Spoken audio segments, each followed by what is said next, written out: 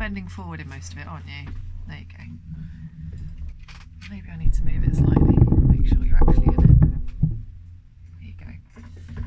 Oh my God! Jesus Christ!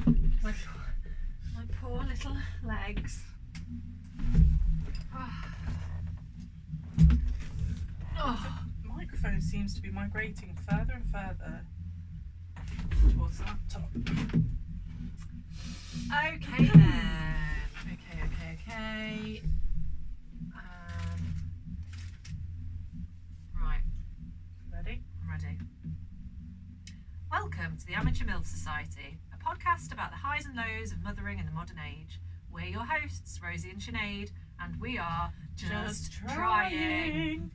Join us on a journey from positive pregnancy tests through to school and beyond as we try to untangle all those complicated thoughts and feelings that come when you decide to push a baby out of your vagina. Other birthing methods are available.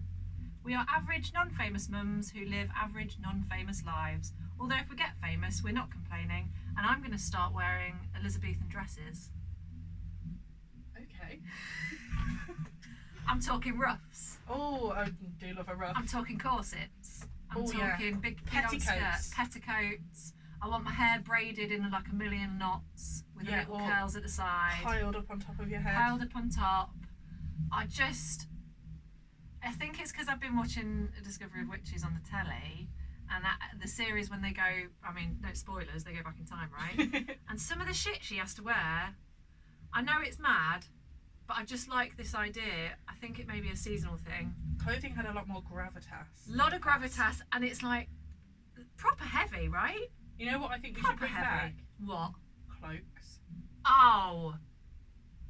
Fucking yes, please. Nothing would make me happier than just sweeping through town. Swishing around in a cloak. I'd love to wear a cloak. A cloak infinitely better than But a tote. I think that what you're saying is you want to wear a cloak, but not ironically. I want to wear a cloak. Yeah, I want to wear a cloak. Full stop. Maybe velvet lined with fur. Okay, so in that case, the first thing I'm going to say to you is when you get home tonight, I need you to start watching the series on BBC iPlayer. It's called The Following Events Are a Pack of Lies. That is the title of the programme. Yes, I think I've seen it advertised. It's amazing. It's so good. She wears a cloak. She wears like a bright pink raspberry coloured cloak, and she really rocks it. And it's fantastic. Yeah, cloaks feature quite heavily in that programme. Why did cloaks go out of fashion? Witches, mate. Patriarchy. Burnt us all. Because we They could could conceal stuff in them, that's why. You could fit a fucking lot in And pockets of a hang cloak. on. We're mums. That's the whole point of this fucking podcast. How much of our kids' shit could we put in cloaks? You know how sick I get of like putting pebbles in my pockets and feathers? A cloak? Flowers. Flowers, dead fucking daisies They're and emptying out dandelions. daisy Sticks. petals. How many of those little pieces of shit could we fit in a cloak? Loads. So many. Our kids would be so much happier with us as parents if we were wearing cloaks. And we're about to enter conker season, so we're going to start having pockets full of conkers. I've already started, mate. I've already started collecting conkers for Ramona. I don't know why I do it to myself. I collected conkers on my own to give to Ramona, and they're now just strewn around our lounge. Oh, God. Because I'm a fucking maniac. What's wrong with me? Why did I do that? What? Oh, God. I'm going to move very, very quickly onto my week in one sentence. Moving swiftly on. Because it is related to the cloak and the conker season. Because my week in one sentence is crinkle. What is that? Oh, it's one of those fucking goth t-shirts. Okay. That says, "This is not my life," with an angel with its hands tied around its back, touching its very pert buttocks. Yeah, the angel for some reason is only wearing pants. And they're like Topshop hot pants, aren't they? Yeah. Weird. Yeah, where did these bondage goth t-shirts come from? I don't know, but there's a lot of them in this room. Does anyone want a bondage goth t-shirt? Yeah, who are these guys? So my week in one sentence is, am I the only person that feels a physical shift in the seasons, or am I a witch? Both. Both. You're not the only person. I definitely do. Do you feel like I genuinely feel like a physical change in my whole being, my whole self, going from summer to autumn? Yes, I do as well. Everything about me changes. It's like I'm a new person. I go from iced coffee girl Yeah. to hot coffee girl. I go from like wanting to tan constantly and like sit in Spain sipping on a lager whilst eating anchovies to I'm going to only listen to Nick Drake and drink hot drinks whilst wrapped up in my duvet thinking about being a witch. For me, one of the main Shifts. harbingers of... What the hell is a harbinger? It's like a symbol of Okay. the coming of something. Yeah. Okay. It's like a harbinger of doom is like Okay. symbols of doom, I guess. Yeah. One of the main things is I switch from white wine to red. Love that for you. So everything kind of shifts. Yeah. I don't feel the shift so keenly in like winter to spring or spring to summer. Oh, I do.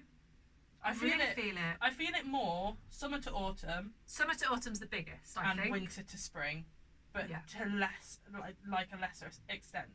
And for me, it's all like it's signified mainly by the wine I'm drinking and the coffee choices I make. Wine and coffee. Yeah, that seems fair. Mine's like music.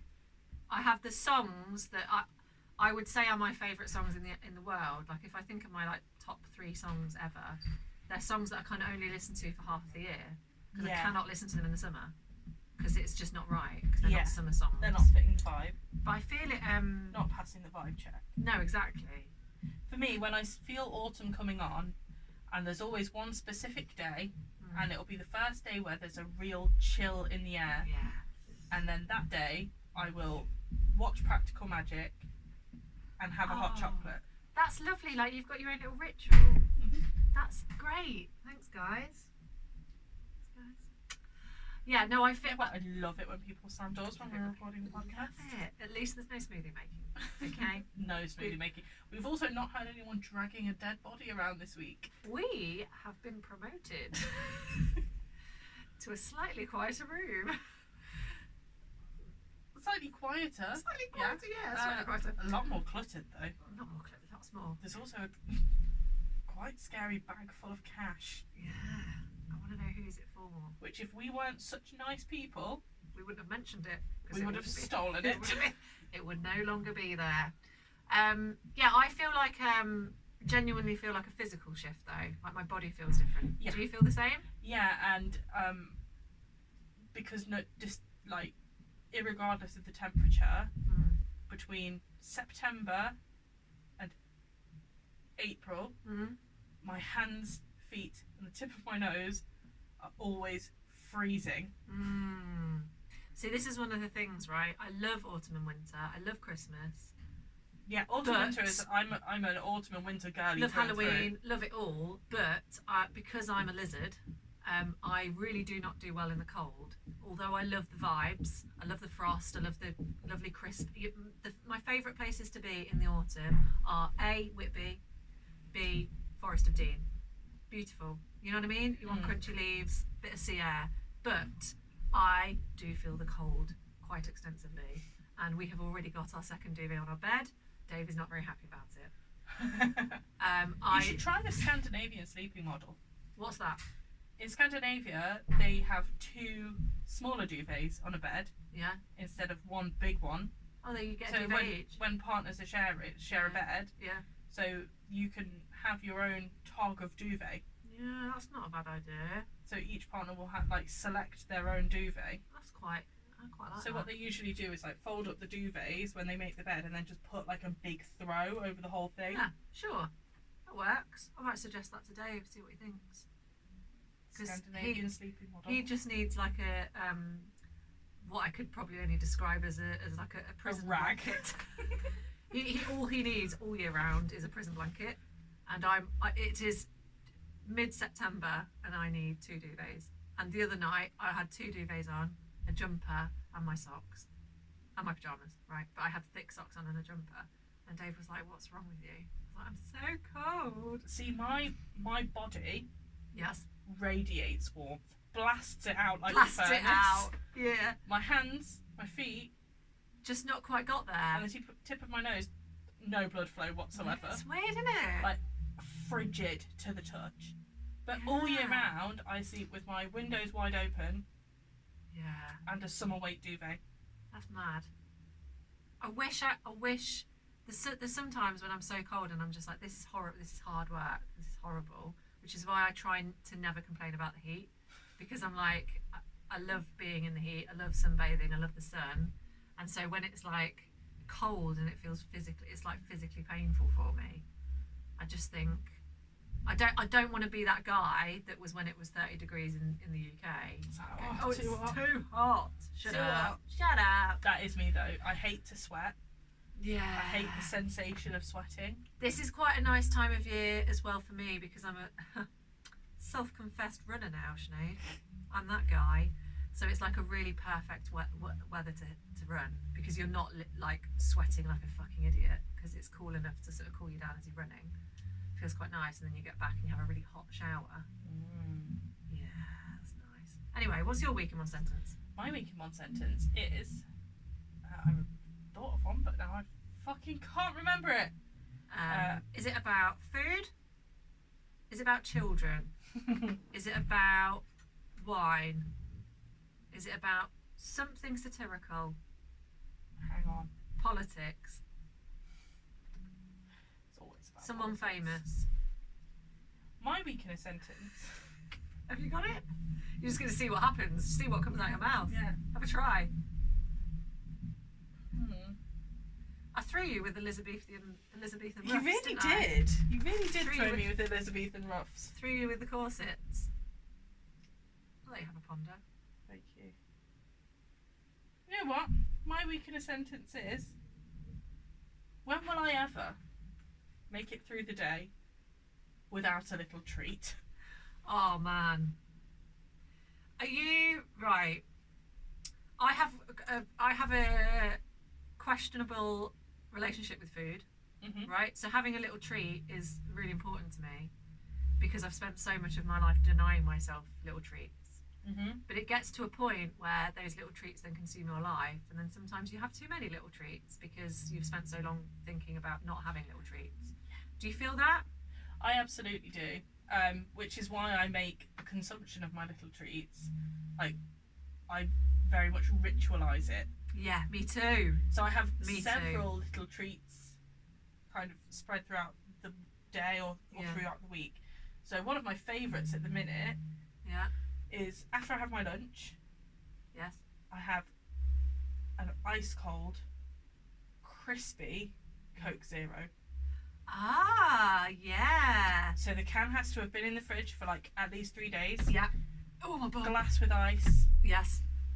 Oh, you pour it. Pour it into the glass. Never drink it out of the can. Wow. Not when I'm having my treat. Yeah. And it's the perfect thing to just perk me up for the afternoon of work. That's a good one as well because it's got no calories in it, but it still feels like a little treat. Yeah, because a little treat could be like. So I went for a walk the other morning and I just bought myself a bunch of flowers. Oh, they don't have to be consumable treats. They don't always have to be consumable treats. Yeah. Generally, they are consumable treats. Yeah.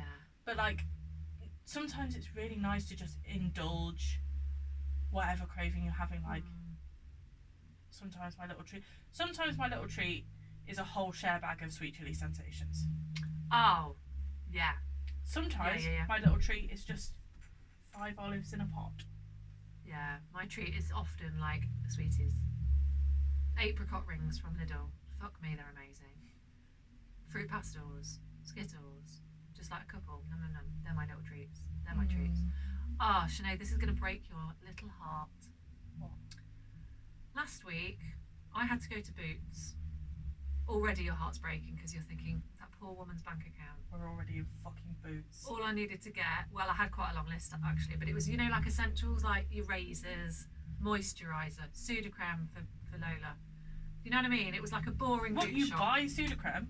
I think Oh, we've had the same pot of Sudocreme since about 1992. Don't even get me started. I was gonna. Do you know what? I was gonna completely bypass this situation, and now you've got to make me do it. Do you know why we had to buy fucking Sudocreme, Sinead? Why, Rosie? Because Dave came back from picking Lola up from nursery the other day and said, "Oh, apparently we don't have nappy cream at nursery. We've got to take some in." And I was like, "Well, we definitely gave them that tube of Aveeno stuff. Aveeno's expensive shit, right?"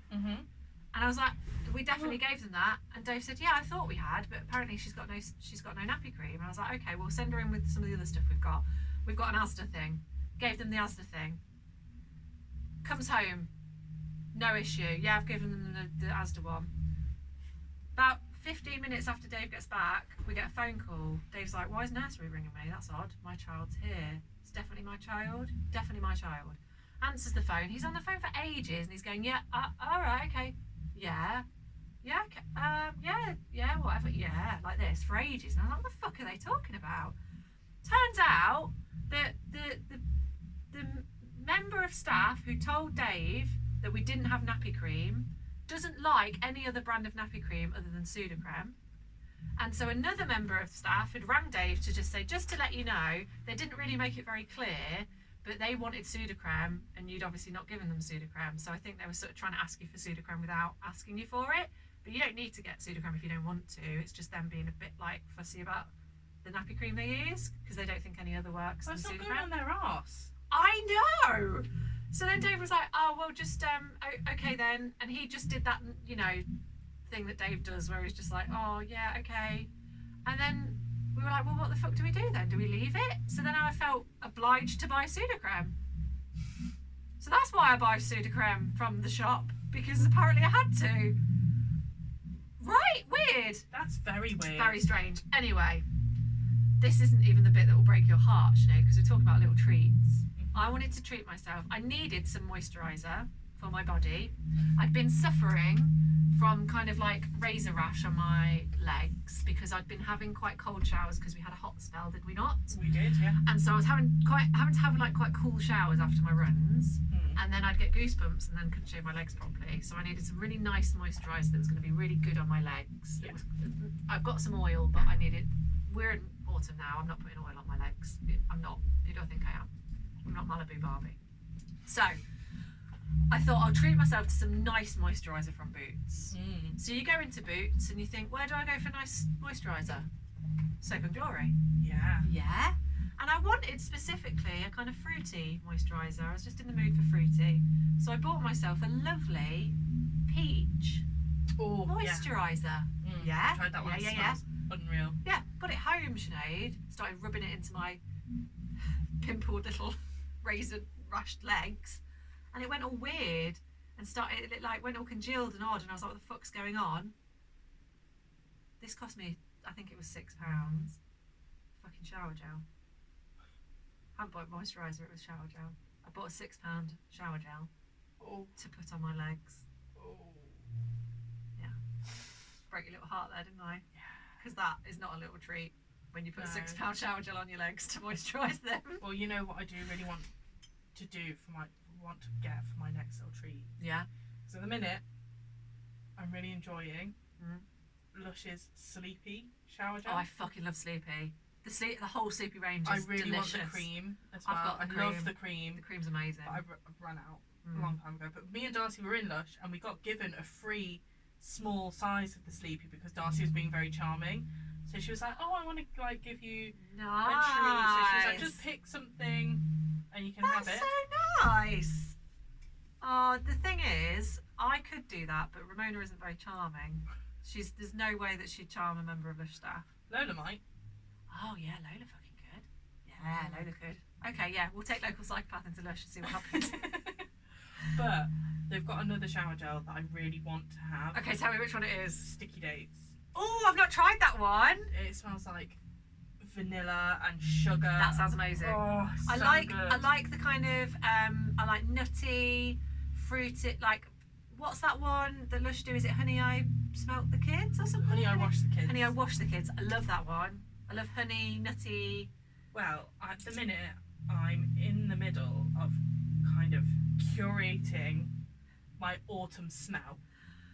I love how we were like talking about our physical changes from season to season, and now we've gone from that to curating my autumn smell.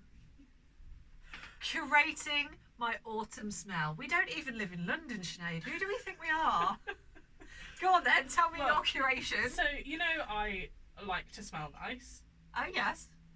I Me, not so much. don't know if I even have perfume on today, but I barely remember to wash, Sinead, so don't worry. So you build layers of scent, and it starts from your shower gel. So you want a nice shower gel, a nice smelling moisturiser, then. and that gives your perfume something to kind of cling to. Oh wow! And this autumn winter, I want to smell like a sexy, woody, smoky, imp, spicy, vanilla-y. Yeah. I want someone to smell me and be like, I could eat you alive. Okay, so I'm going to tell you right now, you need to go to the Good Earth in town and get your stuff. Have you been in there? The vegan shop? Yeah. Uh-huh. So they sell like moisturiser and shower gels and stuff, but they make them all themselves. Ooh. So for people listening who live in Leicester who don't know what the Good Earth is, so the Good Earth is like a restaurant, upstairs restaurant that's been there since like the 60s, but there's like a shop underneath it that sells like incense. It's a bit of a hippie shop. Vegan shit, but they make all their own products. So they make all their own moisturising products and their shower gels and their shampoos and their oils and their stuff. I go in there if I ever need something for someone who's got an ailment or if I've got anything wrong with me or one of the kids. And the guy who works there is amazing. I can't remember his name, but he's lovely. And if he doesn't know the answer to something, he gets his little book out and finds out all the right remedies for stuff.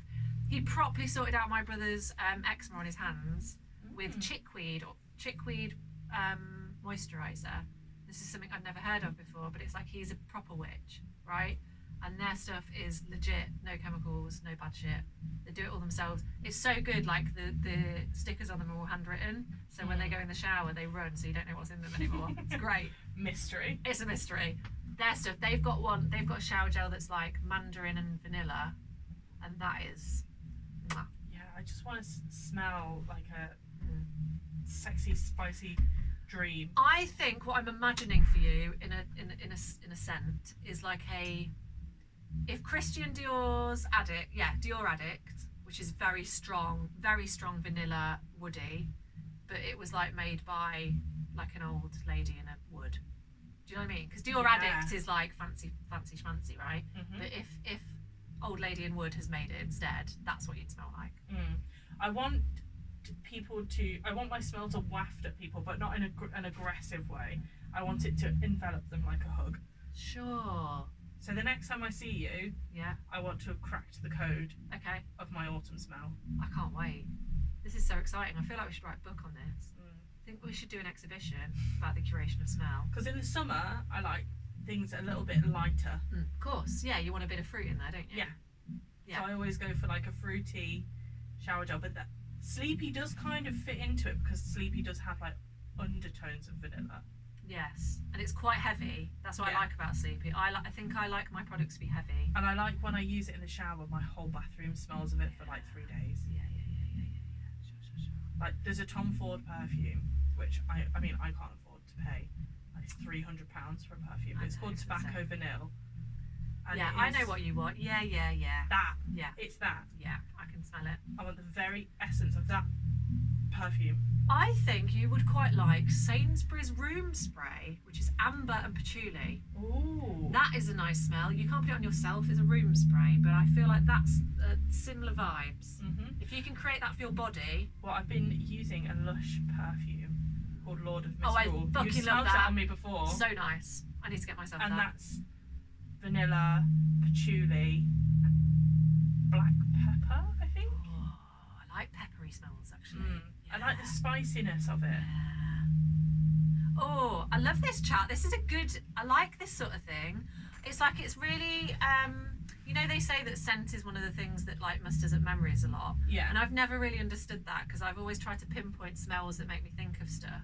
I can never think about them, but they happen. No, but it's like it does happen. You can't think about the smell. You have to smell the smell, and it brings the memories. You can't have the memories and then recall the smell. You know what I mean? Yeah, absolutely. But the things it's really weird because you're describing things to me, and as you're describing them, I just keep thinking of when I went on holiday to Krakow in Poland, and it was like crisp. It was like autumn half term, so it was like really cold and crispy, and so the smells that you're describing are making me think of a holiday.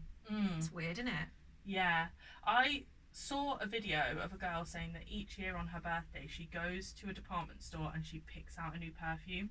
So each year of her life since she was like 15, she's had and she wears that perfume for the full year. So like when she smells Marc Jacobs Daisy, it reminds her of being 15. When she smells like Gucci guilty, it reminds her of being 22. Oh, I can't wait for her to have kids in the years where she doesn't wear perfume. It's just a blank void, because there doesn't need to be any memories.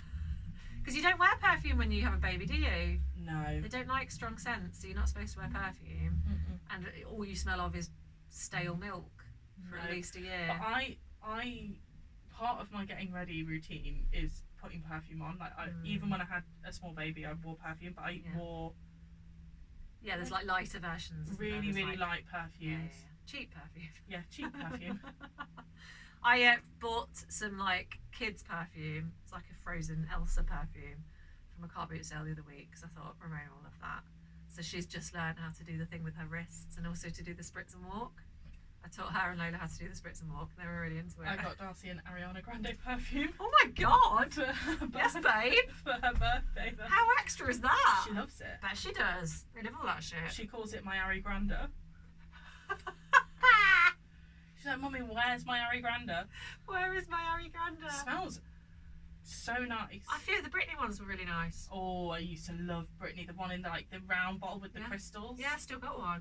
Delicious Like smelling. Well done, Britney. Britney bitch.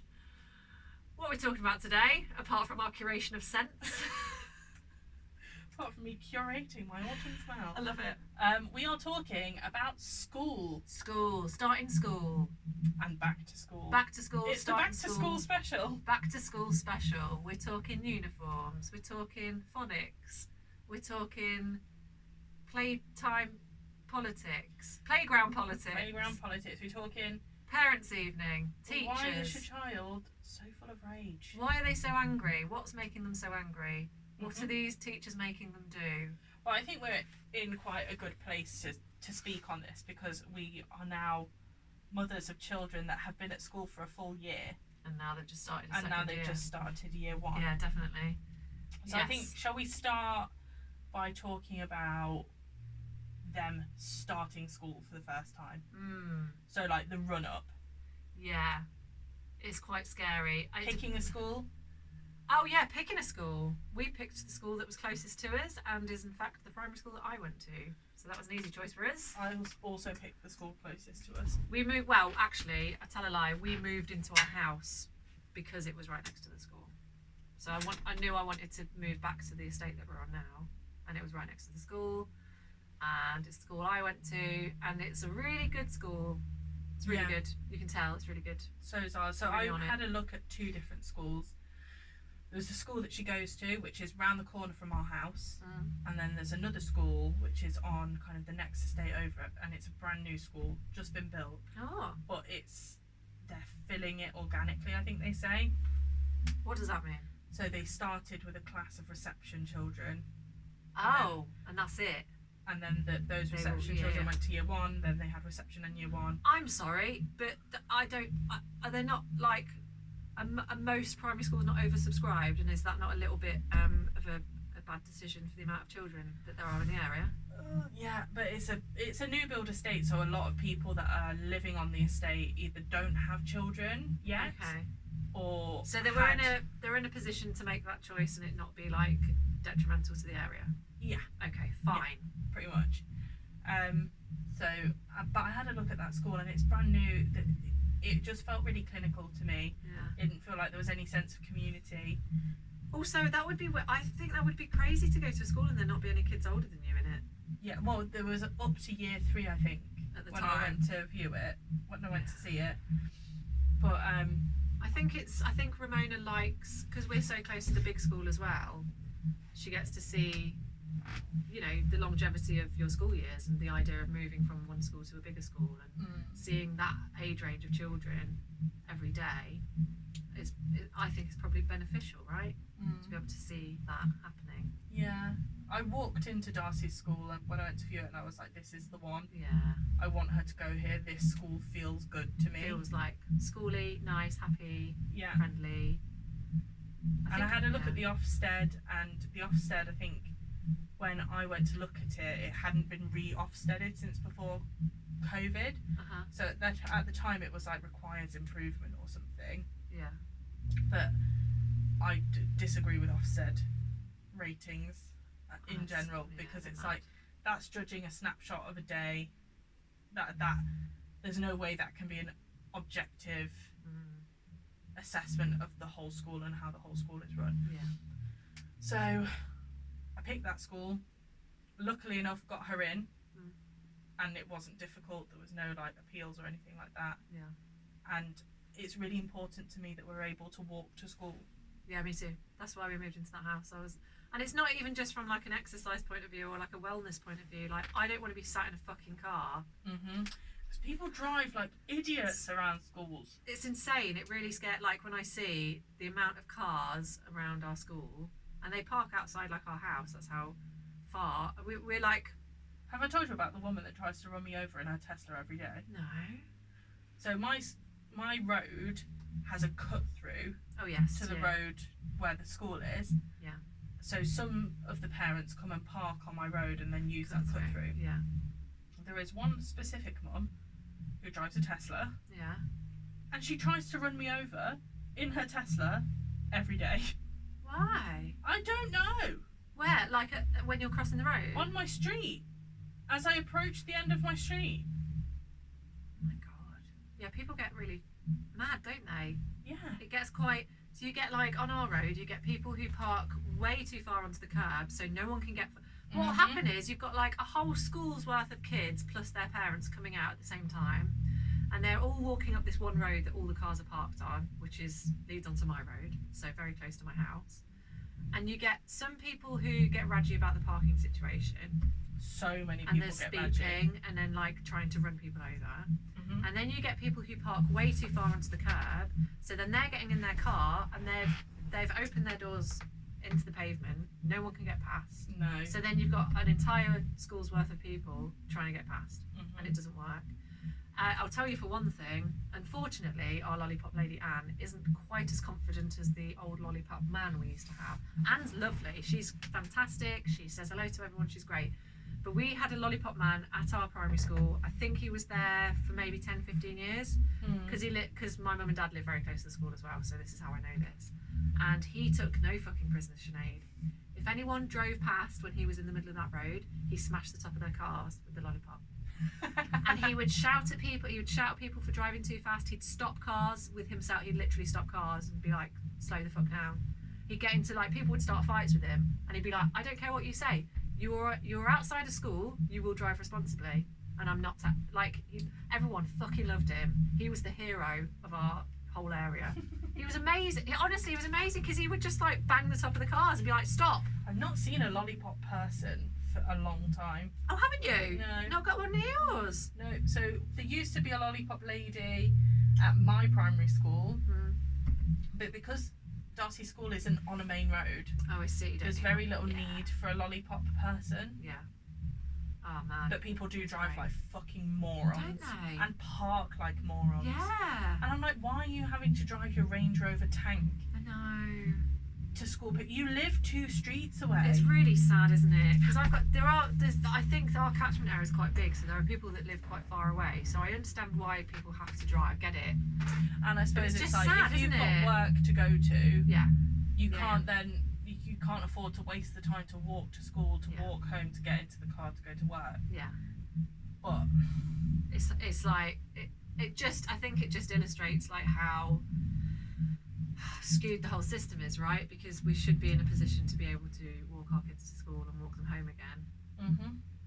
And the fact that, well, not even that all people should be able to, but I think the ratios should be better.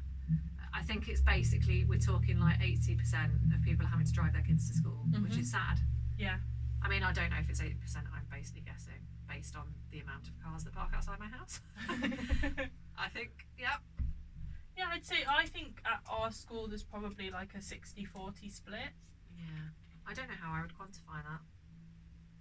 I'm not quantifying it, I've just plucked those numbers out of thin air. We're just guessing based on our eyeballs. Yeah. That's fine. Anyway, lollipop men's and schoolrooms, fine. Sorry, not lollipop men's, lollipop persons. Yeah. Lollipop people. Lollipop people. So, the first day of school. How was it for you? I actually got a bit emotional. I fucking didn't. There's a reason for it. So I don't know if this is the same for every school, but the way that our school introduces your child to primary school, their first week in like. Are we talking the reception, settling in? The settling in periods. Yeah, banging head against wall. Again, last week we spoke about summer holidays and how are you supposed to look after your children when they're off for 6 weeks and you're supposed to work. How do you look after them? Same rules apply for this. Ramona's first ever week at school, the first day she was there for an hour. She was there from, I think it was like 9:30 till 10:30. The second day she was there for 2 hours, so 9:30 till 11:30. The third day she was there from 1 till 3:30. The day after that it was like lunchtime till the end of school, and then the last day was a full day. And that works really well for the kids because it settles them in. They don't have to be there the whole day. Completely fucks you up as an adult if you're trying to do work. Absolutely. What are you supposed to do? And this is another thing. If you're driving, your kid goes to school for the first day for 1 hour.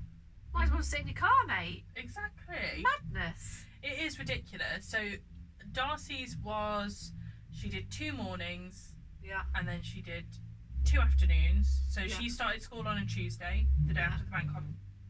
I think that was my phone buzzing. So she did 2 mornings, which were like, one was 9 till half 11.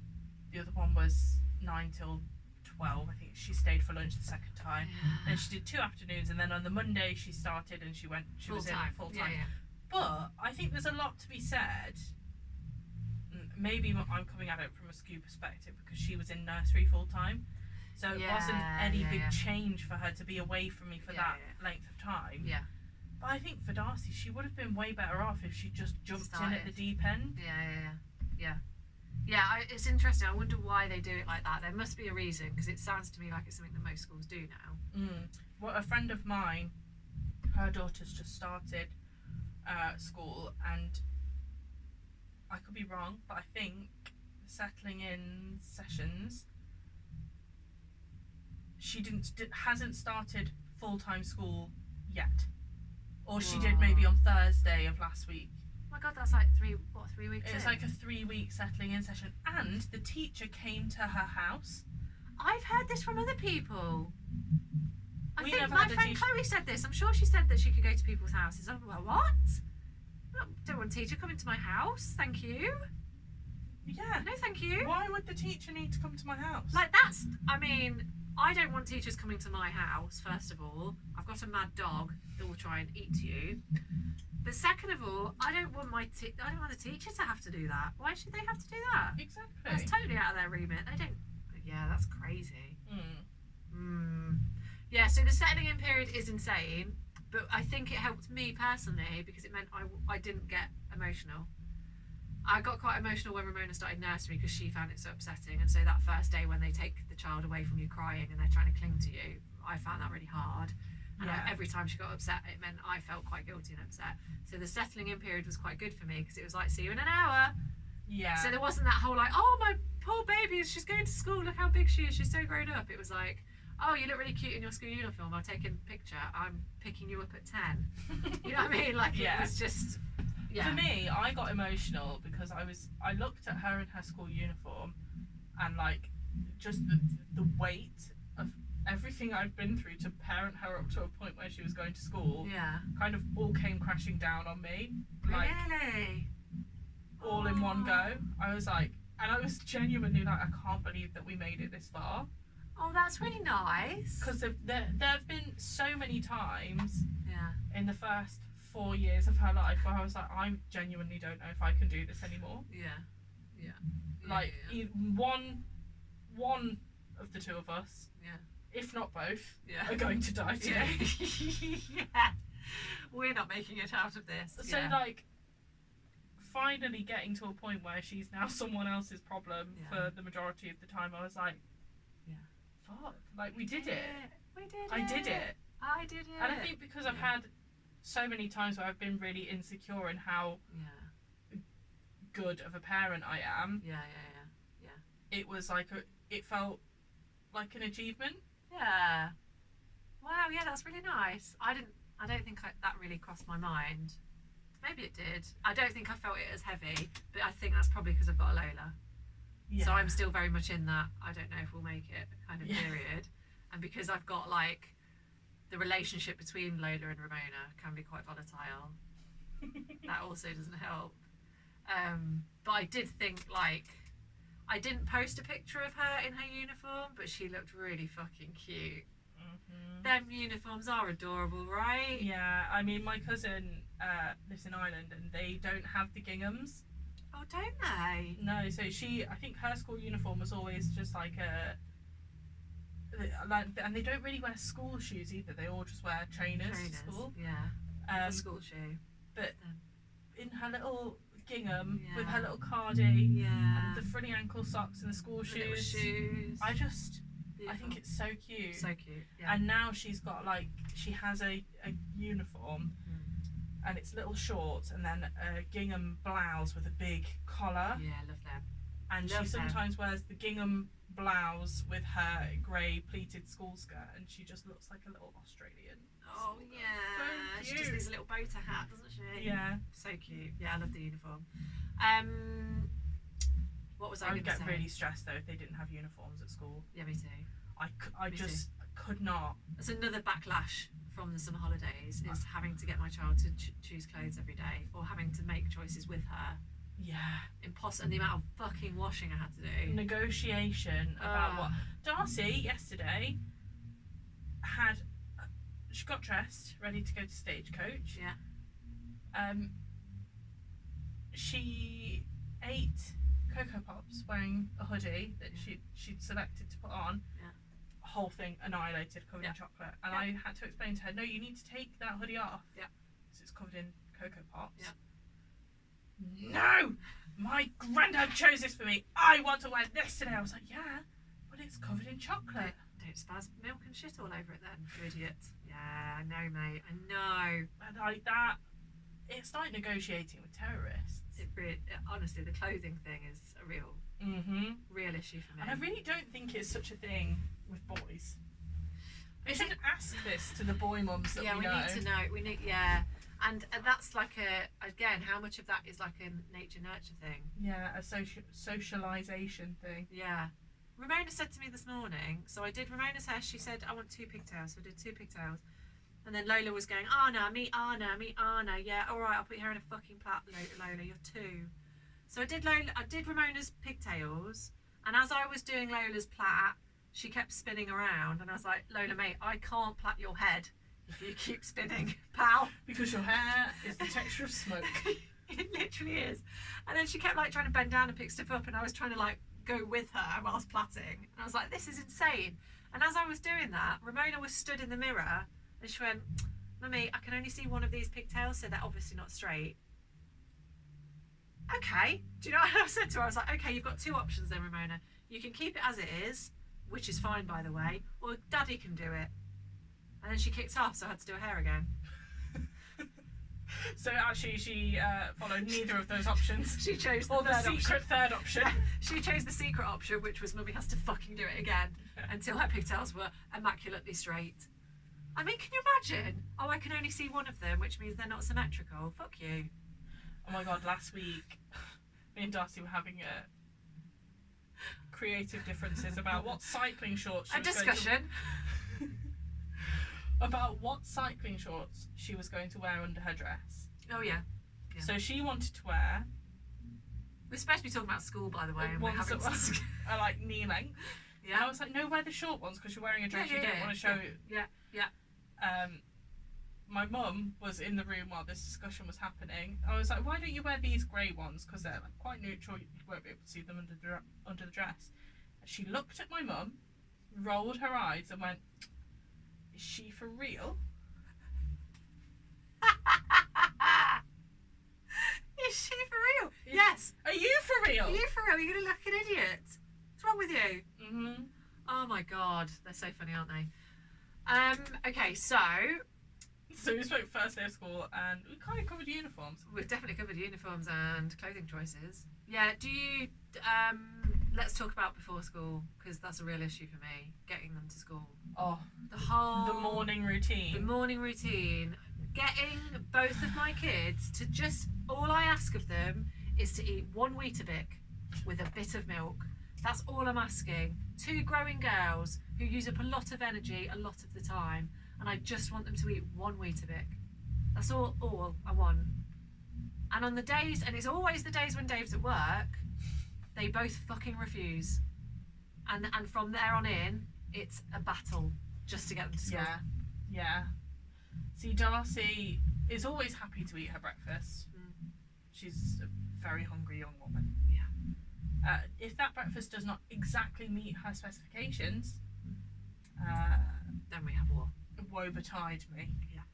So, do you have any issues with like the uniform, hair, teeth? Generally, Darcy decided to ring in the new school year by starting to wake up at 6 a.m. for no fucking reason. Oh, don't even get me started. So we don't need to leave our house until 20 to 9 to get to school. Yeah. 6 o'clock. Riddle me this. Yeah. Why you're fucking showing up in my bedroom asking me philosophical questions I'll at tell you why. 5:50 a.m. I'll tell you why. So they can spend longer being really pissed off with you before you go to school.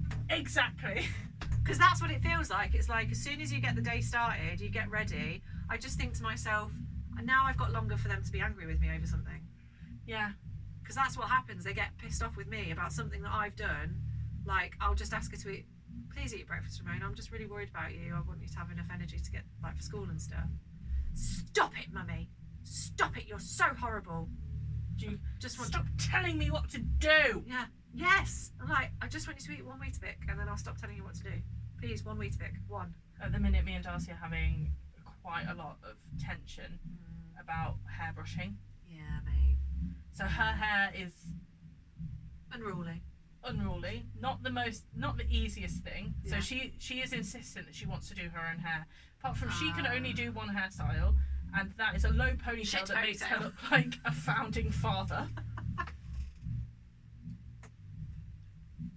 or like an old hippie who can't do it. Yeah. Or sometimes the same but a bun. Yeah. And they can't do I mean, Ramona, bless her, she can do hairbands, right? She can do it. She can get it into three goes round. But it's always shit. Mm-hmm. It's always shit. And it's never like in the right place on their head. And when they do it, and they do it shit like that, and then they're looking in the mirror like, yeah. I've done one of her ponytails 1 degree out of the side wrong, and I have to redo the whole thing. Mm-hmm.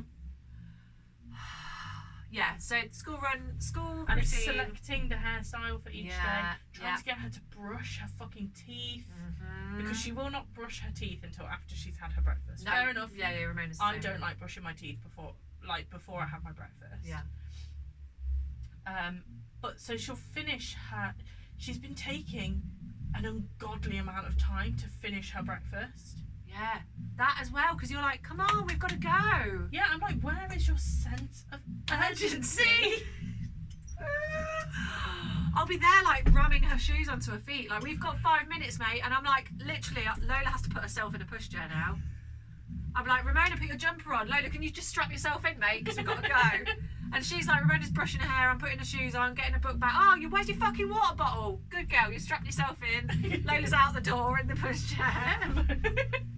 Lola's made herself, she's like Matilda in the film. She's made herself a bit of toast. She's got pancakes on the go. Pancakes on the go. She's drinking an oat flat white. Yeah.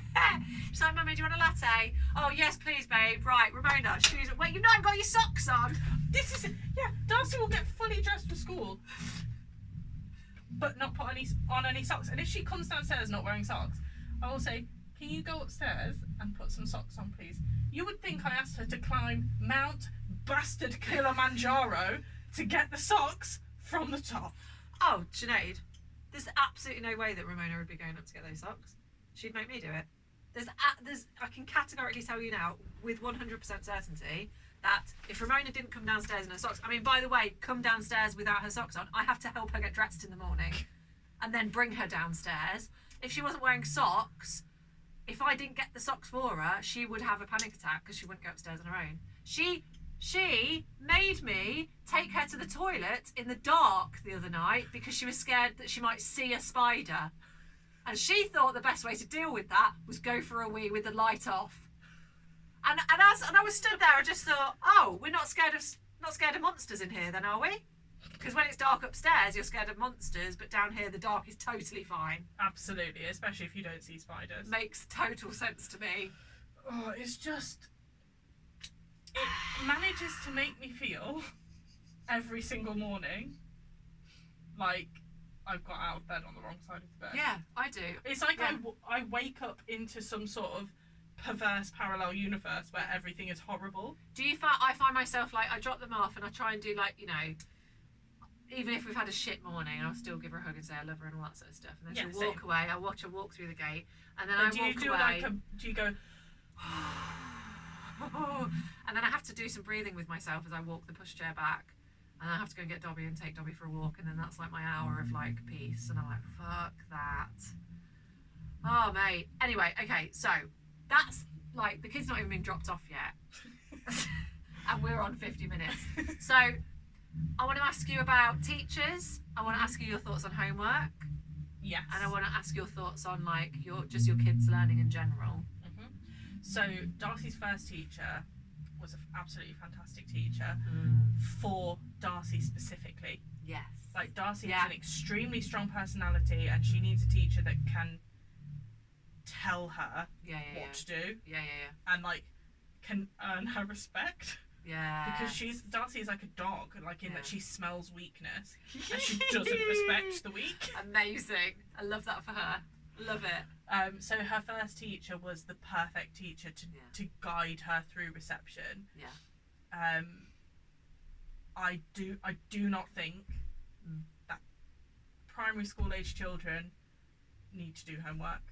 No, me neither. I think it's utterly redundant. Yeah, me too. And I think it is putting children who have working parents at a disadvantage.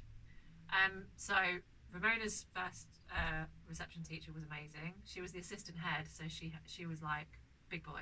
Yeah. Right? She was like one of the big dogs. Darcy's was the EYFS coordinator, so they know what they're fucking doing. Ramona was exactly the same, but not because she can smell weakness, but because she can feel the weakness in herself, and she needs to have that like disciplined out of her almost. It's like she really thrives in like, not with me and Dave, of course. She rings round us, but like for example the swimming.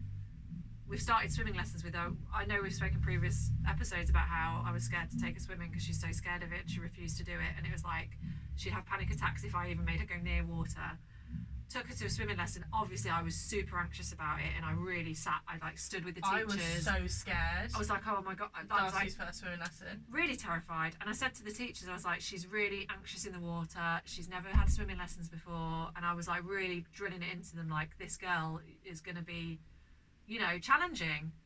And then they stood there. Ramona stood at the edge with her little armbands on. 3 other kids who had obviously been swimming before. They had their goggles on. They were ready to go.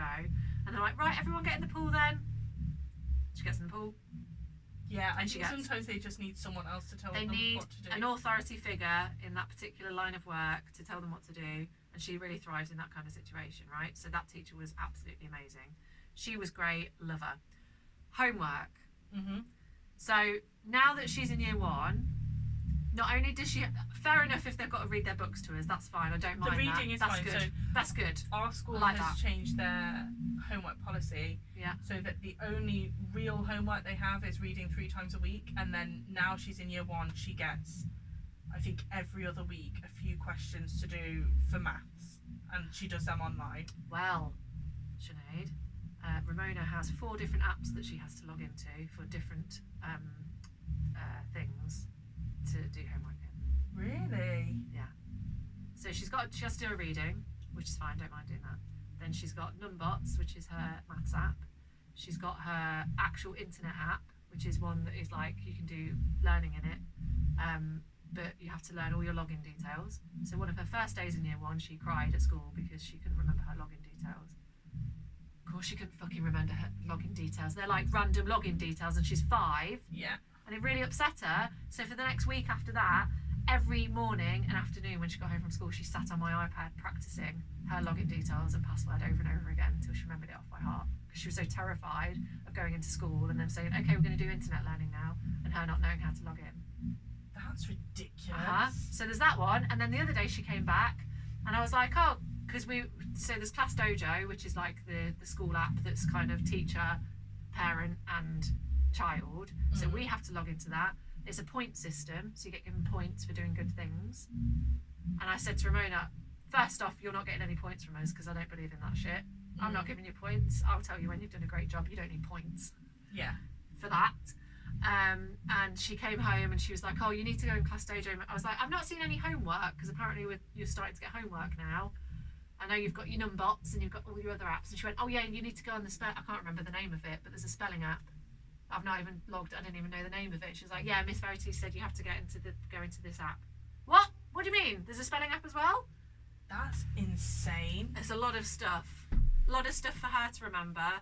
A lot of stuff for me to remember. And I think at 5, the homework is more of an ordeal for the parents than it is actually facilitating the child learning in any way. Well, it is because we're having to work out them getting into stuff and how they get into it and what they learn. And I think the thing that worries me about it is for someone like Ramona, who's quite anxious and she's quite sensitive, is what's clear and what's already become quite apparent with the login thing is that she's scared about getting something wrong and getting told off for it. So she's worried that if she doesn't do something at home, she's going to get into trouble when it's probably going to be mine and Dave's fault for not doing it. Yeah. And so she said to me the other day, she was like, oh, I don't want to go. She got really upset about not wanting to go to school. I was like, you're fine though. I was like, what are you worried about? She's like, what if I get told off? Told off about what? What, are you doing anything wrong? She said, no, but what if I get told off for like not knowing the answer to something? And I was like, that's not what school is. Yeah, teaching's supposed to be them teaching you. Yeah. So I had to try and explain, like, that's the whole point of school, is that you are allowed to get things wrong and then they teach you what the right answer is. Yeah. And you should never be getting told off for that. So if you're ever being told off or disciplined for not knowing the answer to something or not knowing, then I will be going into the school to tell them otherwise, because that's not what it's supposed to be. Yeah. And it's just a lot on their little brains, isn't it? It really is. So when Darcy first started school, I noticed a massive shift in her behaviour at home. Yeah, me too. Between her starting and the same is happening right now. Right, yeah. So between starting school, October half term, it started to ease off after October half term. Yeah. But she would be expending so much mental energy trying to behave at school that she would come home and just be a demon. Just kick the fuck off. Yeah.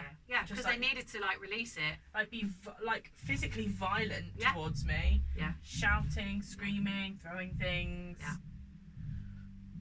Kicking, thrashing. Yeah. Screaming, all of it. Yeah.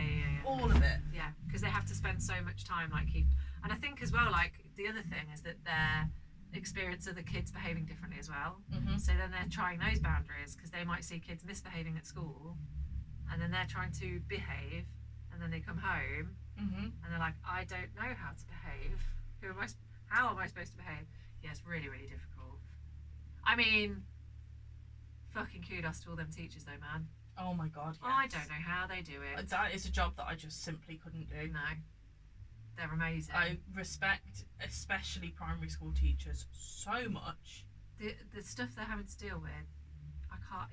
Because it's not just teaching the kids. There's so many there's things that you wouldn't even think about, safeguarding things, and some teachers that are feeding kids that aren't getting fed at home and things like that. And it's not just your job is demanding, because their job is intellectually and physically demanding sometimes. Yeah.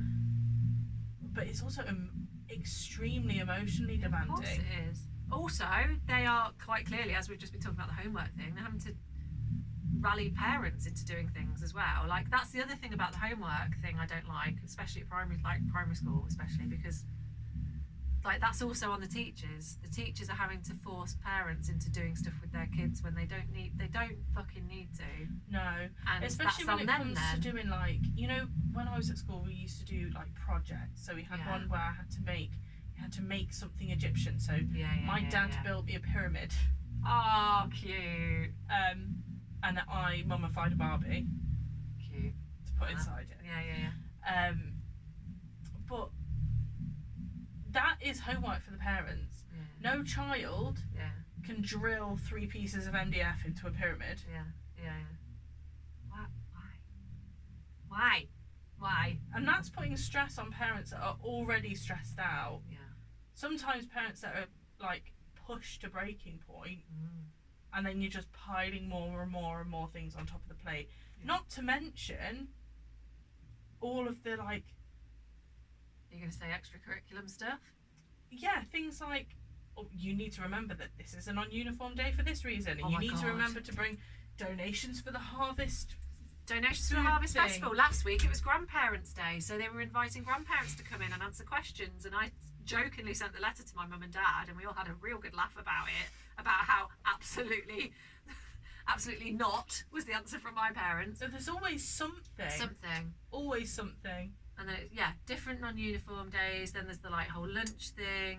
And then there's the, after Does Ramona have school dinners? She does have school dinners. And there's absolutely no way that I'm ever making a packed lunch for her, ever. No. No chance. Darcy keeps asking me if she can have a packed lunch. And I say, you can have a packed lunch when you can make it yourself. Yeah, when you will eat it. Every time I've made a packed lunch for you, you've never eaten it. No way. Because again, this is the like authority figure thing, right? I clearly am not an authority figure to my children. So if I provide her with a lunch, she ain't gonna fucking eat it because she's got to answer to me. If she goes to school and has a school dinner, she will sit and eat it. And she's getting a proper meal rather than a jam sandwich, which she's going to have one bite of. Yeah, and that's the thing, like, as long as Darcy will eat them, I will continue to make her have school dinners because definitely. Because then that's more pressure off me, because if she's having a hot dinner at lunchtime, means I don't have to stress about making her eat a hot dinner at dinner time. Yeah. And we're not going to have arguments about it. No. Which is like, what if she happens. wants to have a cheese toastie for her dinner, she can have a cheese toastie for her dinner. If we're cooking something that she will eat, she'll have some of that. But otherwise she'll have like picky tea, cheese toastie, bacon sandwich, like whatever, just something quick and easy. What are your thoughts about, so currently Ramona doesn't go to any school clubs because she goes to swimming on a Tuesday and she goes dancing at the weekend. So I think that's enough for her. But I know other parents that take their kids to more classes. Like, do you think there's like I think personally 2 classes a week plus school is enough for Ramona. I think that so this year Darcy always went dancing, so she's been going to dancing on a Wednesday since she was 3. And that's not school, is it? That's not like school, that's outside of school. So that was all she did. And then in September I decided to, I don't know what came upon me. It's because they do it just before the end of the summer holidays, that's why. But I was like, because I'd signed her up for Rainbows months and months and months ago, and over the summer holidays they were like, a place has come up at Rainbows if she'd like to come. Right. Quite a lot of her friends from school go to Rainbows and it's quite close to our house. I was like, sure. Teaches them skills. Some stuff. And it's fun for her. So I was like, I'll take the place, whatever. So she started to go to Rainbows on a Thursday. So that's dancing on a Wednesday, Rainbows on a Thursday. I thought, shit, she doesn't know how to swim. She needs to go to swimming lessons. Swimming on a Tuesday. She goes to play pad, which is like after school club, on a Monday. Which she doesn't really need to go to because I finish work at 3 o'clock. But it was just nice to have 2 hours in the afternoon to get my life admin sorted out. So that then puts me at Monday play pad, Tuesday swimming, Wednesday dancing, which is now for 2 hours. Jesus Christ. Thursday Rainbows, and then she started going to Stagecoach because she over the summer holidays. Bloody hell, she's a busy little bee, isn't she? Booked and busy. Wow. She said to my mum over the summer holidays, Nanny, can you book me in for some singing lessons? You haven't got time for singing, mate. You got all this shit going on. This is why she started going to Stagecoach, because it's like singing, dancing, and acting. And she is a born showman. Yeah, she's gonna be Broadway, mate, isn't she? I'm aiming for her to be in a Shane Meadows series by the time she's 21. Oh, okay. You want to go down like proper acting. Proper acting. Proper acting. None of this jazz hand stuff. We want actor. Yeah, I want serious actor. We need to go into Shakespeare. You need to take us to the Globe. That'd be a good day out. It's only a £5, isn't it? Tickets to the Globe. Yeah. So, but now I realise that I think I've bitten off a bit more than I can chew. And is that for you or for Darcy? Both of us. She is wrecked. all the time. Knackered. Bet she is, yeah. So I think we're going to cut Wednesday dancing and probably cut after school. You don't on a need. Monday. She doesn't need to do Wednesday dancing, does she? No, because she's She doing does dancing Saturday. on a Saturday. Yeah, I think that's a good way to do it as well on a weekend, because it gets them out of the house. Gets them out of the house at the weekend. They're not knackered on the school day. When Ramona gets home from school, she just wants to sit in front of the telly and just relax. And she's fine going swimming, like it's not a problem. But it becomes quite, for me personally, I don't know if it's because I predominantly work from home, and so to then suddenly have to like get in the car and take people places and pick them up and all that sort of thing, that becomes quite stressful for me. I think that's like a symptom of me working at home, because I don't actually have to go out that much if I don't need to. So then suddenly have to go to the swimming, leave swimming, go to the dancing, come back from dancing. It gets quite a lot.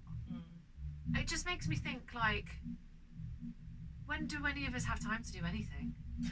Ever? But then I know people whose kids do like activities every single day. Every day, yeah. And like for several hours. Like people whose kids are like really into dancing or really into football, and they're training for like 10, 12 hours a week. Yeah. I'm like, how do you have the time? I know. Because I don't have the time to facilitate this. Yeah. It's mad. I mean, good on them if they're like, if Ramona really wanted to, then I would do it. But she's not showing. It's not like she's like, oh, I want to go dancing all the time. But then maybe. But I think it is good for them to do extracurricular activities. Yeah, of course it is. But again, it's a money thing. That's the other thing as well. Like, not everybody can afford. Like, we're in a very lucky position in that I'm able to afford to send her to these things, and like I wouldn't be able to afford to send her to Stagecoach. My mum and dad offered to pay for that for her. Yeah, but that's expensive, isn't it? Very expensive. Yeah. Where is it? London Road. It's on at Leicester High School for Girls. Oh. So she goes, and one of her friends from school goes, and she does love it. She really, really likes it. Yeah. And when you work it out on a cost per hour basis, it's not that bad. Yeah. It works out at about £6 or £7 an hour. Yeah. But I might consider that for Lola. Ramona's definitely not a Stagecoach girl. But Lola, maybe. Possibly. Either that, or my dad keeps saying she needs to get into rugby. My dad's like, as soon as Lola turns 3, get her down rugby. I'm like, oh, I don't know if I wanted to teach her any more violence. Not sure she needs it, quite frankly. Yeah. What else have we not covered with school? We have spoke for ages again. Oh, one thing that I was really dreading when Darcy started school was like school gate bitchiness. Between mums. Yeah. I was very pleasantly surprised to find that there was very little of that. Yeah, I don't think there's definitely not bitchiness at our school. Like, there's definitely groups of people who know each other, and I know a few of the mums who I speak to. I generally keep to myself, mainly because I could do more. I could probably be more friendly and talk to more people. But I think I have got myself into a position where I've got my limitations of socialising, and I therefore don't need. It sounds awful, but it's like I don't need these people. Don't need these people. And that sounds really mean, but actually what it means for me is it's like I haven't got the emotional bandwidth or the emotional bandwidth to deal with any more like mums or parents, if that makes sense. Well, I'm really lucky in that I've now made quite good friends with a couple of the mums. So yeah, you see them regularly, don't you? Yeah, so my friend Louise, that's nice. We do Friday Club most Fridays. Yeah. Maybe I'll join your Friday club. You should join Friday Club. It's so much fun. Join your Friday club. But I think it's like I find that quite difficult, and I'm quite a social person, and I'm quite happy to talk to strangers. The first few weeks I was a bit like, it's you're trying to figure out, isn't it? Yeah, you're trying to figure out the lay of the land. Yeah. And it's like you don't want to be stepping on any toes, because then that has like could potentially have effects for your kid. Yeah. Which is strange. And if people talk to me, I'm like super friendly and nice, and I'm quite happy to talk to anyone. But I think I just started when Ramona started school. It was like a subconscious thing, being like, you're not going to outwardly look for friends here because you're already knackered. Yeah. you're already tired, you need to pick your kid up and go home. Mm-hmm. And I do talk to, like, there's a couple of mums that I do speak to quite often, we have a good chat,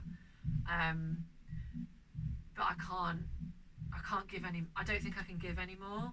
Yeah. Do you know what I mean? Yeah, I think I'm kind of reaching that.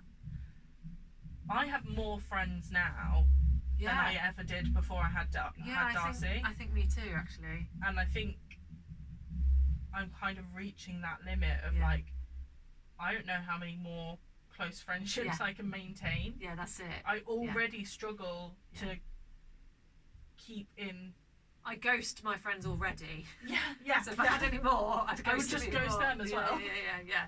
And it's not like it's not out of malice or like not loving. It's just it's a lot, isn't it? But me and Louise had this conversation at Friday Club a few weeks ago, because our two children aren't in the same class.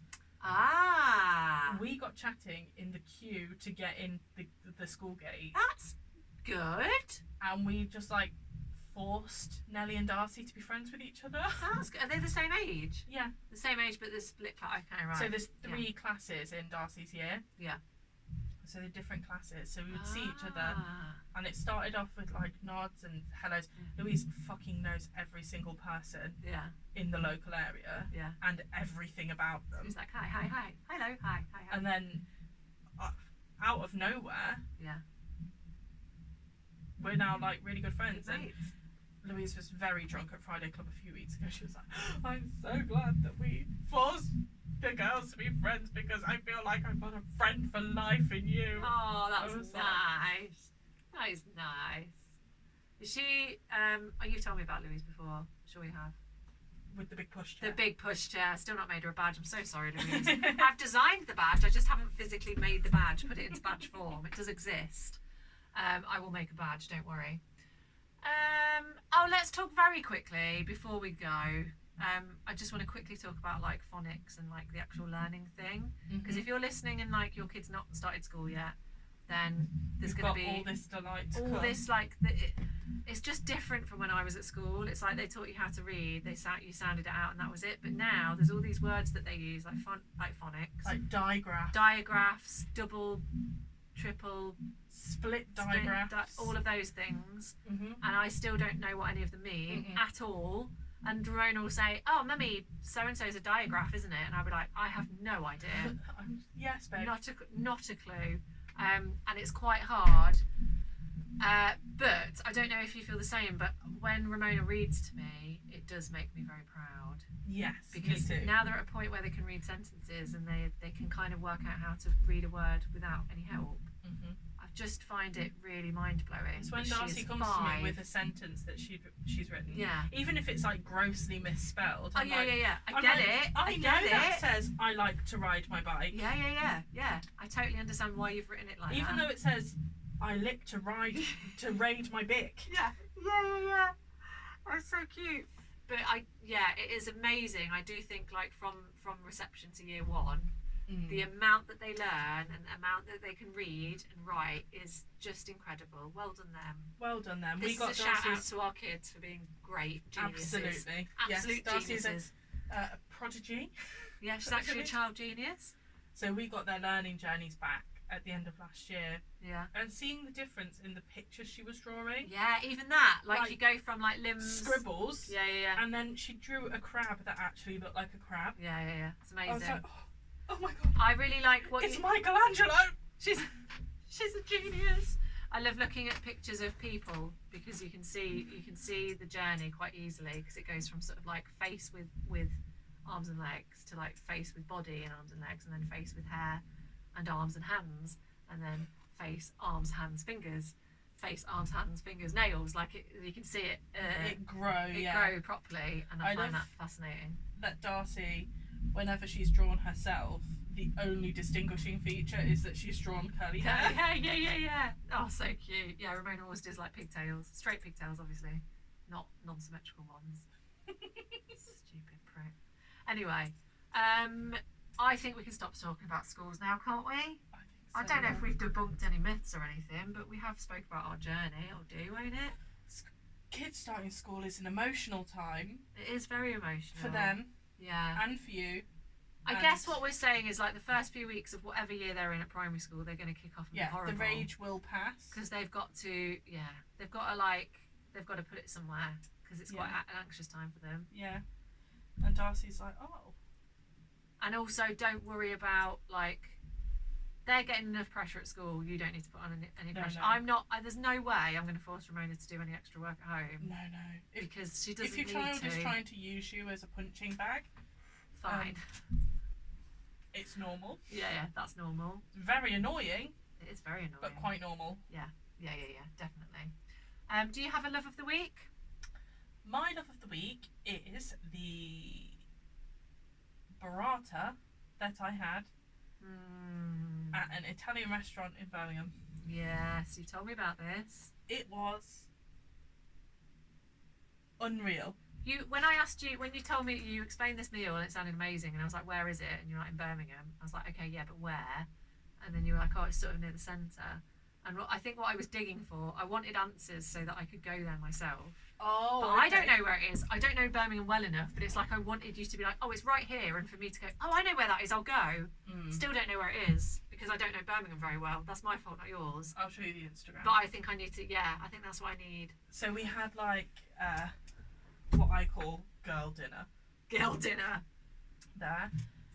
So we had, like, charcuterie meat platter. Oh, stop it. We had some garlic and parsley prawns. We had a bread basket, and then we had this burrata, and it came with focaccia, and it had deep fried basil leaves on the top, which were like basil to the power of 100, and crispy.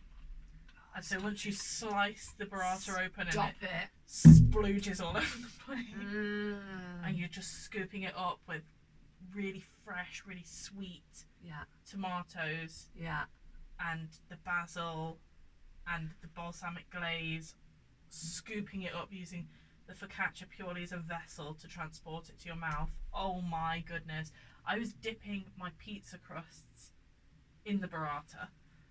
This has just reminded me, I closed my eyes when you were talking then because it sounded so nice, that one of my friends, I think it was Rianne, said that you're really good at talking about food.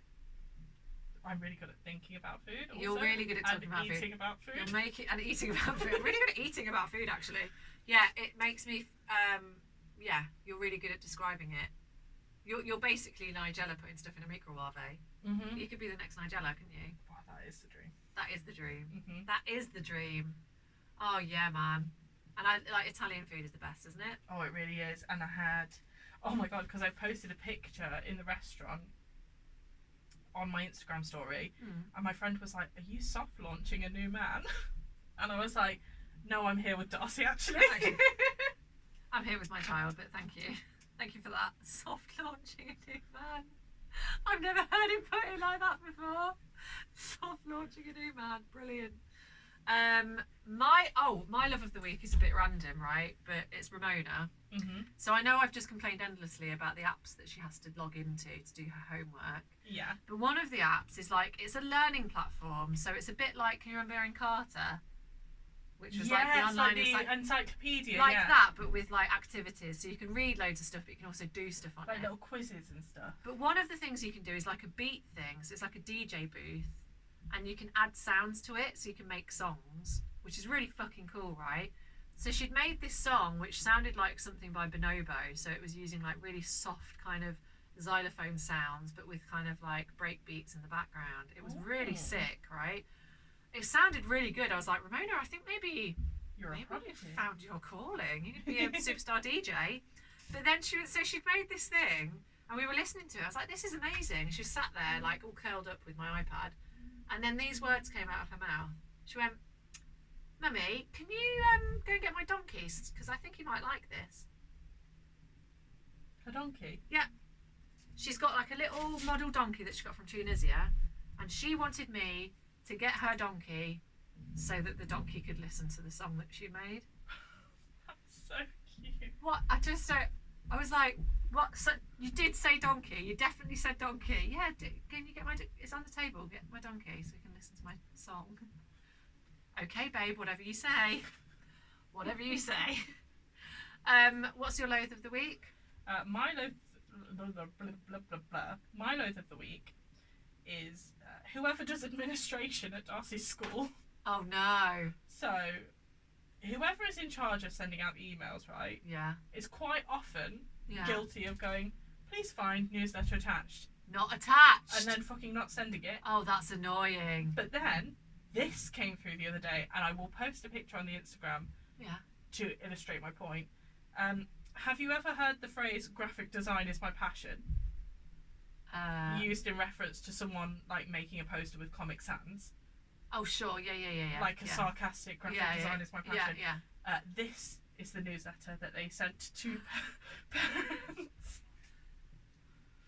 It's like, in like 1,000 years, and archaeologists are like finding stuff out from now, they'll find this like as a scroll and be like, oh my goodness, this is the Lord's work.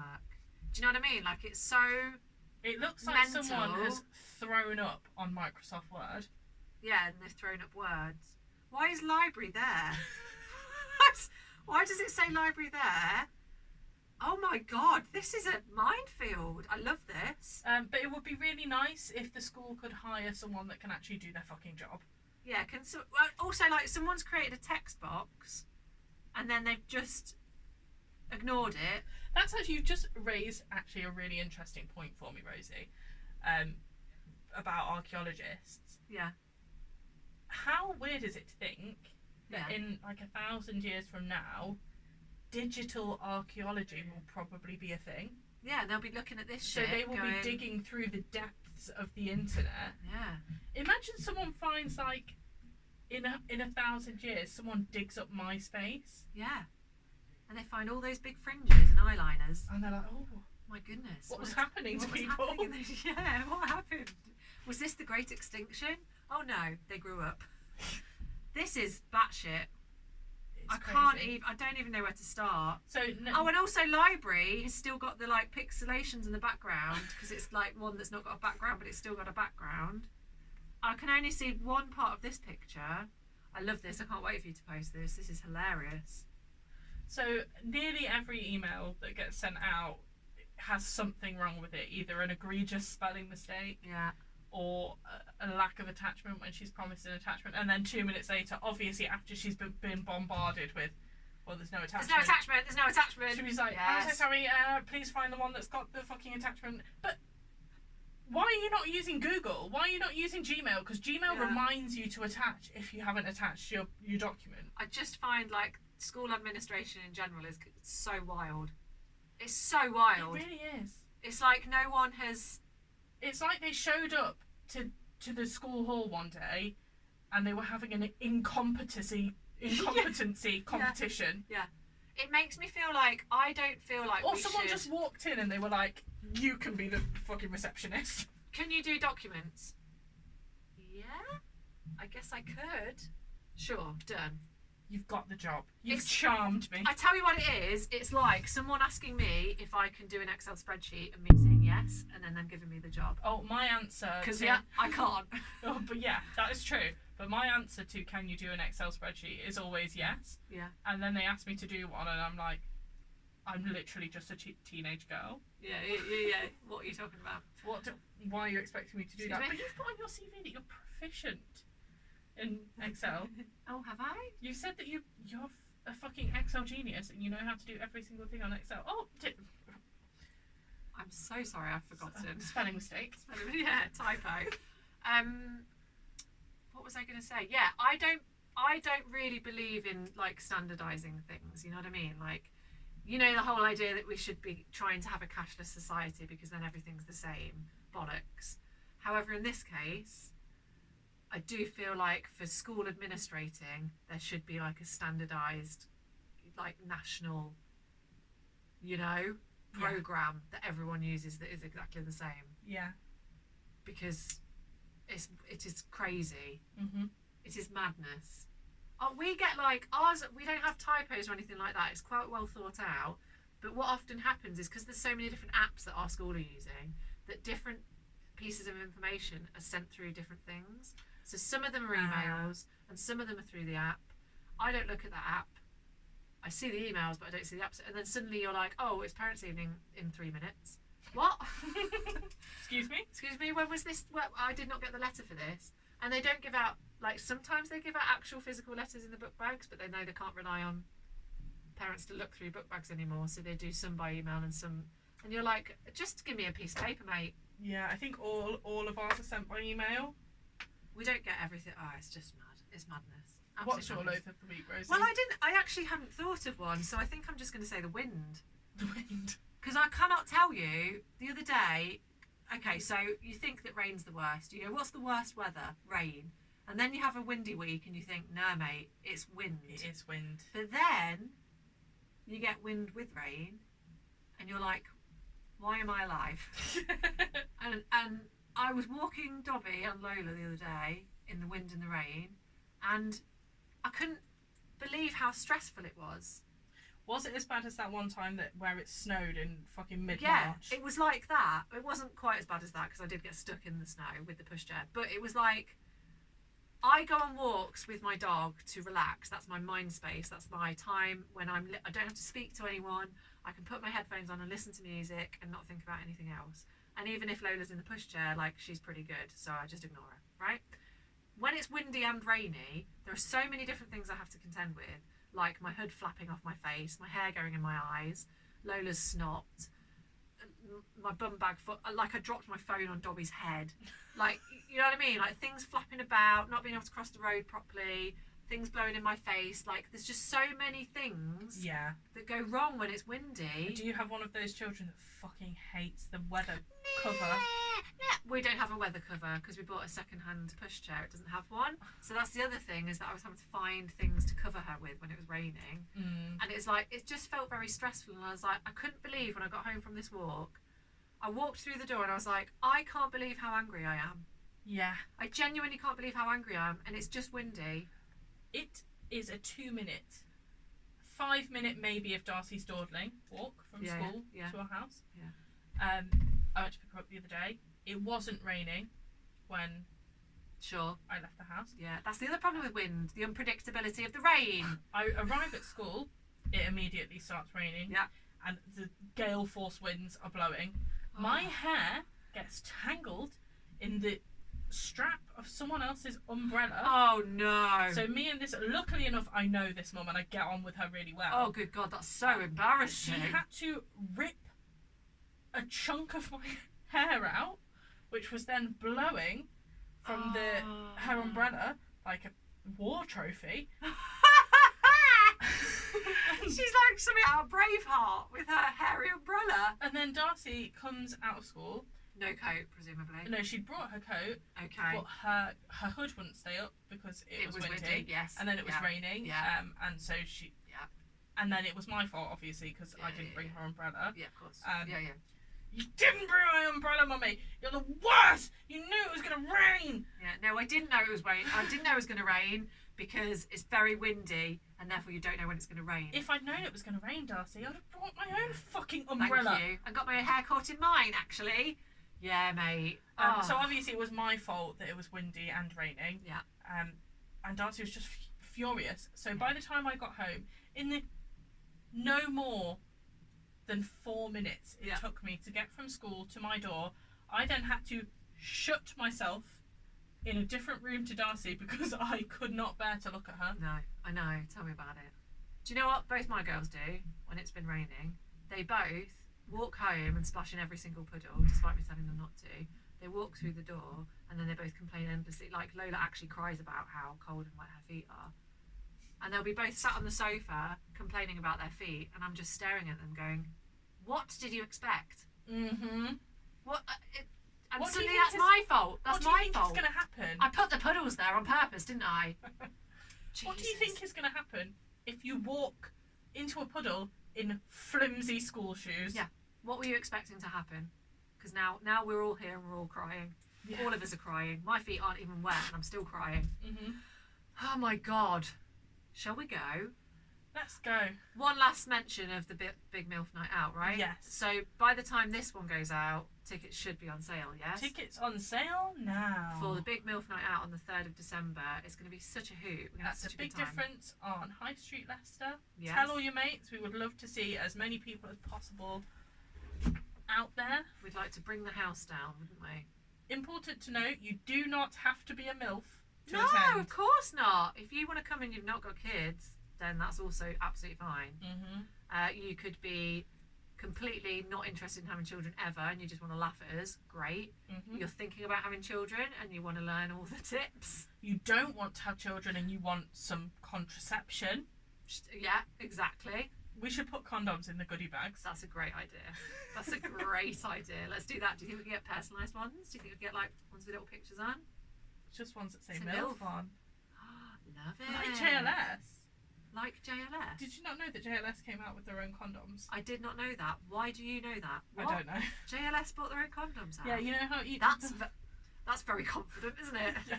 You know how each of them had their own specific colour that they used to wear. So one was green, one was red, Oh my one god, was yellow. I really wondered where you were going with One that was then. blue. One was shaped to each of their penises. So the wrapper of each condom was the corresponding colour to the member I mean, of of all the JLS. merch, Yeah. well, we're going to do it. Yeah. So let's not hate on them because we might do some MILF condoms. That'd be hilarious. It would be hilarious. I like that. I don't know. Is that quite forward of us to be like, oh, you guys are all going to have sex when you get home, and all the MILFs are there going, fucking not. Going to sleep, mate. Actually, I can think of nothing I would want to do less, actually. Yeah, that's why I'm here. But yes, please come along to the Big MILF Night Out. We really would like a full house, please, for the love of God. We need validation. My God. We need people to tell us that we're funny, otherwise we will wilt and die. Yeah, we're going to stay in this cave and not leave, which might happen anyway. I don't know the way out. Do you remember the way out? No. Oh, okay. Wish us luck. See you in a few weeks. Bye. Woohoo! We did it. Well done us. Oh, it's only 20 past 4. I feel good about that. Ah, tomorrow, Harvest Festival. There you go. Wonderful. Do you know what Dave said about the Harvest Festival? What did he say? He was like, oh, they can have all our flaming hot Monster Munch. Because none of us eat them. So we buy endless bags of Monster Munch because the kids love the yellow and the purple ones. And so we've got about 50 bags of flaming hot Monster Munch. I love flaming hot monster. Do you want them? Yes. Okay, we'll bring them to you then. Oh, I've got a couple of bags of clothes Have you? for you. Fabulous. Right, let's go home, mate. Let's get out of here. I'm fairly sure I need to change my tampon, but I think you can probably wait. You know when you're just like, I can't fucking be bothered. Yes, I'm familiar with that feeling. Literally cannot be bothered. I will do it another time. I'll do it tomorrow. Oh my god, why have we got a fucking poster? Ah! Poster? There's a poster down there that I was nearly pulling down. Oh, I need this. That's my other phone, isn't Oh, I don't know how to do this. it? I'll do it.